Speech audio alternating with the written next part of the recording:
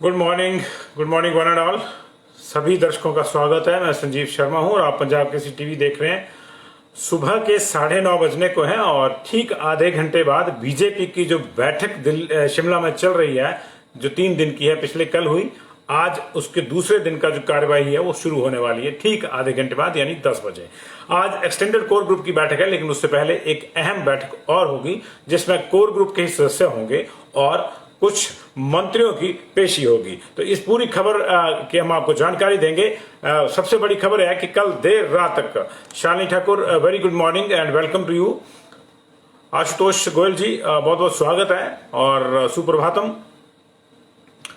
बाकी लोगों से मेरी दरियाफ्त है कि मुझे तभी पता लगेगा कि आप देख रहे हैं जब आपका कमेंट आएगा, तो फिर मैं आपका नाम ले पाऊंगा। पवन ठाकुर जी नमस्ते, गुड मॉर्निंग। राजपूत समीर पठानिया जी, कैसे हैं आप? सब ठीक ठाक हैं? नोनो हांसे ji, very good morning, how are you? तो जल्दी से जल्दी जुड़ जाइए बाकी लोग भी, और फिर हम शुरू करेंगे आज की बड़ी खबरें। और कल क्या देर रात तक होता रहा। अमर सिंह, आपका भी बहुत बहुत स्वागत है। सुभाष जी नमस्ते। और कोई गुरुजी भी आ गए हैं, उनको भी भगवान सद्बुद्धि दे, जो हमारे कार्यक्रम में जो अपने ताबीज और वो दूसरी चीजें बेचते हैं। विजय श्याम जी नमस्कार, आप कैसे हैं? सब ठीक ठाक? Pooja Rajiv Mahajan ji, thank you very much for joining us. Himanshu Sharma ji, very good morning ji. Himanshu Sharma ji ने लिखा है HD मॉर्निंग, HD और डिजिटल वाला वो है, तो all good, thank you very much नोनोहा से। और have a nice day Vijay ji, Himanshu Sharma ji, Prakash Chand ji, TP Chopra ji नमस्ते। काइंडली सारे लोग शेयर भी कर दीजिए इसको। अंजलि कांत शर्मा जी, जसवीर नेगी जी नमस्कार। आप सब लोग कैसे हैं? सब ठीक ठाक? महेंद्र सैनी जी, बस कुछ और साथी जुड़ जाएं तो फिर हम शुरू करते हैं जिसको आज की तमाम खबर को लेकर।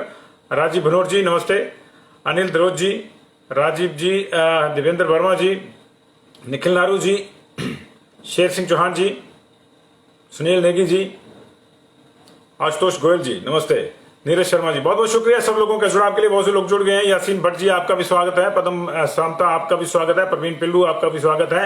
राजपूत यश चौहान जी, आपका भी स्वागत है। लुद्रमणि जी, आपको भी नमस्ते सुबह की। रंजू शर्मा जी नमस्ते, तपेंद्र सिंह जी नमस्ते, बहुत से लोग जुड़ गए हैं, कमेंट भी कर रहे हैं। वीर सिंह जी नमस्ते, जसवीर नेगी जी नमस्ते, सबका शुक्रिया अदा। दिले दिले राम जी, आपको भी बहुत बहुत शुक्रिया जुड़ने के लिए। पंकज कौंडल्स, कुंडलास, गीता ठाकुर, MR संघैक, जयपाल जी, सोम प्रकाश जी, तो सबका बहुत बहुत स्वागत है जी। और जो लोग बच गए उनको एडवांस में नमस्कार सुबह की। और मैं खबरें शुरू करता हूं। बीजेपी में बदलाव तय हो गया है। जी हाँ, संगठन की हम बात कर रहे हैं। बीजेपी में बदलाव तय हो गया। 3 दिन की राज्य कार्यकारिणी की जो बैठक थी वो कल शुरू हुई थी 4 बजे। उसमें उपचुनाव के हार की मुख्य रूप से इस बैठक में समीक्षा होनी है। हालांकि हर 3-4 महीने में बीजेपी की राज्य कार्यकारिणी एक बार बैठती है, लेकिन इस बार जो बैठ रही है तो इसलिए बैठ रही है कि ये पता किया जाए कि उपचुनाव में सरकार और संगठन की सारी जो कवायद थी वो क्यों बैठ गई, हार क्यों गए। सरकार अपनी थी, सब कुछ जोर लगा हुआ था, संगठन सबसे बड़ा है दुनिया का, लेकिन ऐसा क्या हुआ कि जिस कांग्रेस को कहते थे कि वो चारों खाने चित है, उसने चारों सीटों पे बीजेपी को चित कर दिया। तो कल पूरी डिटेल में रिपोर्ट्स रखी गई। हमने आपको ये भी बताया था कि रिपोर्ट्स में कहां से क्या आया है। उसके बाद देर रात 10 बजे तक की मीटिंग चली, 10 साढ़े 10 तक की मीटिंग चली। और इसमें जो बड़ा कल का जो मंथन का पहला रुझान था वो ये था कि संगठन में कुछ पदों पर फेरबदल की सहमति हो गई है, लेकिन आज सरकार में मंथन है। ऐसा नहीं है कि एक हाथ धोया जाएगा और दूसरे को नहीं धोया जाएगा, दोनों ही हाथ धोने होंगे तभी एक्चुअल हैंड वॉश होगा। तो आज सरकार पर मंथन है, मंत्रियों की पेशी है, उन मंत्रियों की जो प्रभारी थे इन चारों सीटों पर। और आज उत्तर क्षेत्रीय प्रभारी बीजेपी के संगठन की ओर से जो है सौदान सिंह, जो राष्ट्रीय उपाध्यक्ष भी हैं, वो भी इस बैठक में हिस्सा लेंगे शिमला में। और अनुराग ठाकुर, केंद्रीय मंत्री, वो भी एक्सटेंडेड कोर ग्रुप की बैठक को ज्वाइन करेंगे। कब करते कब नहीं, ये जैसे होगा हम आपको बताएंगे। लेकिन फिलहाल कल की बात कर लेते हैं। कल ये तय हो गया है कि बीजेपी के 8 जो उपाध्यक्ष हैं, 8 उपाध्यक्षों में से कम 4 जाएंगे। कम से कम 4 जाएंगे। एक तो खुद चले गए हैं तो 7 बचे हैं, लेकिन कम से कम 4 जाएंगे। हालांकि यह भी संभव है कि 5 या 6 भी चले जाएं, लेकिन सहमति बन गई है कि बाय नेम सहमति नहीं बनी कि किसको जाना है किसको नहीं जाना है, लेकिन ये सहमति बन गई है कि अब वहां पे हमको नई टीम चाहिए, क्योंकि लगता है कि उपाध्यक्षों की इस टीम से अभी जो नेतृत्व है पार्टी का वो खुश नहीं है। अगर अभी खुश नहीं है तो फिर बड़ी बात है कि इनको जब बनाया था तब किस आधार पर बनाया गया था। चलिए 8 में से 4 तो जाएंगे ही, लेकिन ये नंबर 5 या 6 की उसका, क्योंकि एक तो चले गए तो 5 हो गए, तो 4 और जाएंगे तो 5 हो गए, तो एक आध कोई और भी जा सकता है। अभी मैं आपको सिर्फ इतना बताऊंगा कि जो 8 उपाध्यक्ष हैं वो कौन है।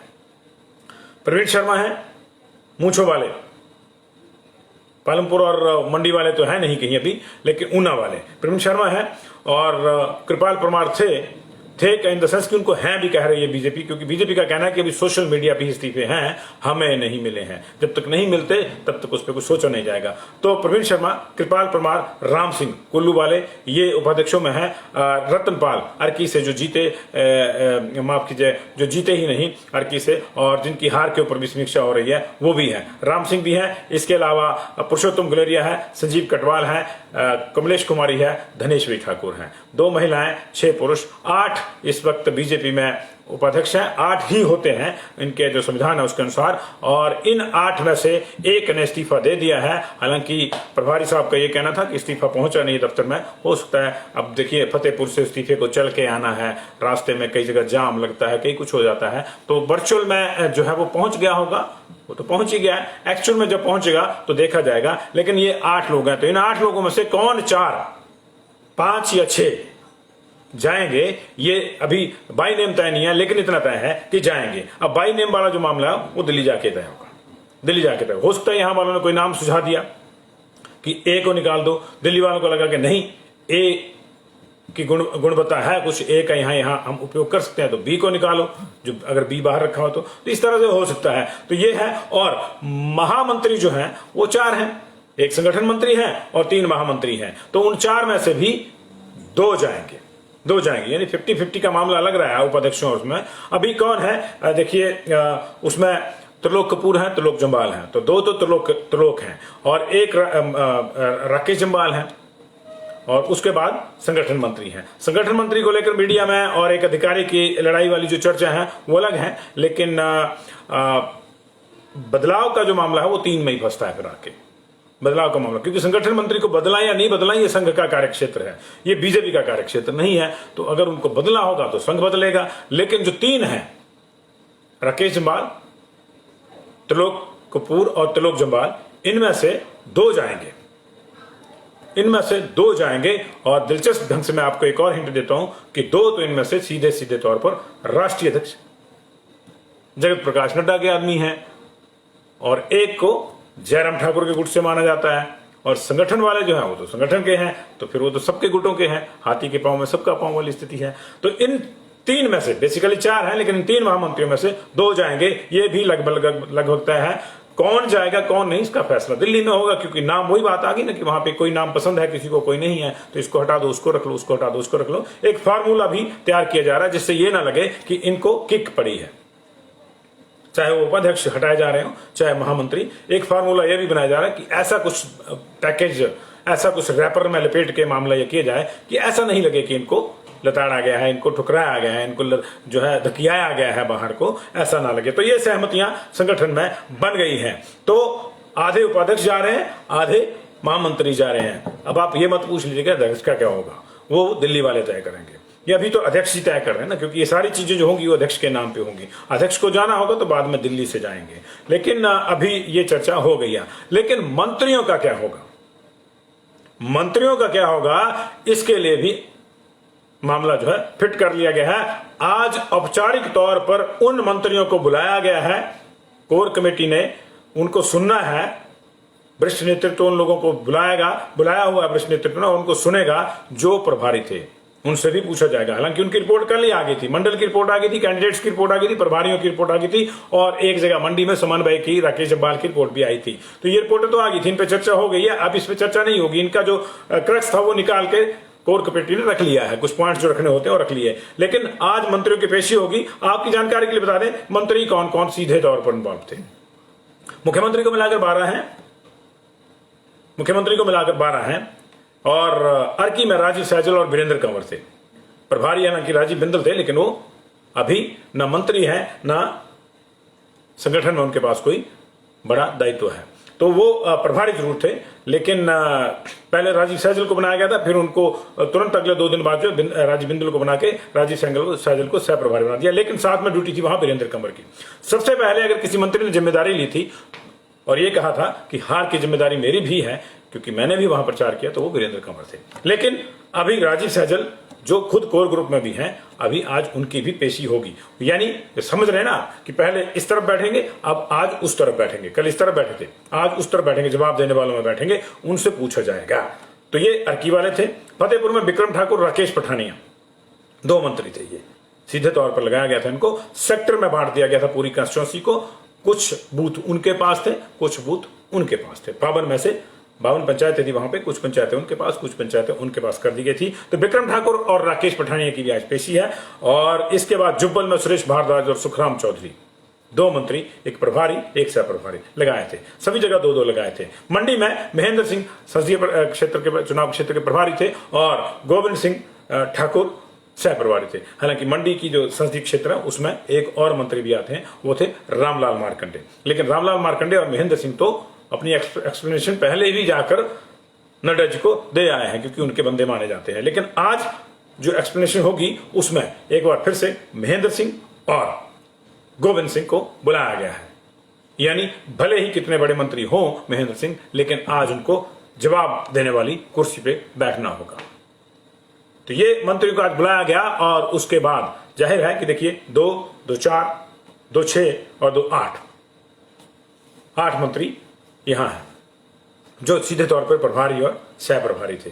अब जाहिर है कि इनमें से कितने जाते हैं ये भी देखना होगा। जाएंगे जरूर क्योंकि ये फार्मूला भी ले लिया गया है, तो ये देखना होगा। और इसका पता जब ये बैठक हो जाएगी उसके बाद कुछ चीजें बाइंड अप हो जाएंगी। जैसे हम कहते हैं ना, हम पत्रकार लोग एक इस्तेमाल करते हैं जुमला की जब बोर्ड पढ़ते हैं कि इतने प्रत्याशियों का भाग्य ईवीएम में बंद हो गया। तो आज किसका भाग्य उस रिपोर्ट में लिखा जाता है वो पता लग जाएगा। हमने आपको यह बता दिया कि कल संगठन के मामले में किस किस का लिख दिया गया। आधे उपाध्यक्ष जाएंगे, आधे महामंत्री जाएंगे, ये तय मान लिया गया है। उसमें फिर दिल्ली वाले स्तर पे कुछ ऊपर नीचे हो जाए कि नहीं ये मेरा है, इसको छोड़ दो, ये इसको जाने दो, इस तरह से होगा, ये इसको यहां से वहां एडजस्ट कर दो, या ये भी हो सकता है किसी महामंत्री को महामंत्री पद से हटा के उपाध्यक्ष पद पे प्रमोट कर दो। वो कुछ फार्मूला ढूंढा जा रहा है ताकि किसी को ये ना लगे कि उसके साथ ज्यादती हो गई है, क्योंकि वास्तव में ज्यादती तो बीजेपी के साथ हुई है 4 सीटें हार के। तो ये है मामला। तो आज जो है बड़ा दिन है उस लिहाज से। ये मीटिंग अभी 10 बजे शुरू हो जाएगी जिसमें ये पेशी ली जाएगी।